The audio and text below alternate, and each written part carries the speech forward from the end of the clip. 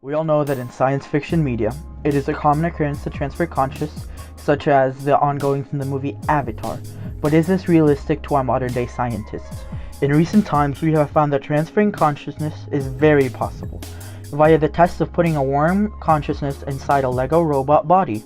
But what does this mean for transferring consciousness for humans, and how does this even work? Well, David, the reason why we may be able to transfer consciousness is because of the following reasons. See, the brain has complicated electrical signals with intricacies so fine that if we could emulate both the brain and the complete human body, we would be able to transfer the conscious. And transferring the consciousness is the most simple part. Well, as you already guessed, a worm is a pretty simple organism only truly relying on instinct. We humans are much more complex alone on a physical level, let alone emotional and comprehensive. By my calculations, it would happen by 4697, give or take, dividing the amount of neurons of humans by the amount of a worm and doing basic multiplication. The question is, how long do we wait until we cease to exist as single entities and transcend human boundaries? The answer is, not anytime soon for many reasons.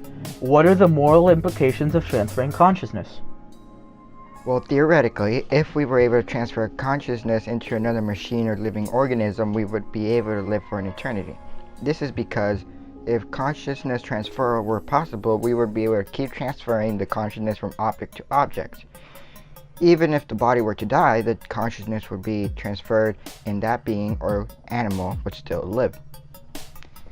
Some of the consequences that could happen in the process of transferring conscious is it could be destroyed, harmed, or changed drastically, and we wouldn't know until the experiment is finished.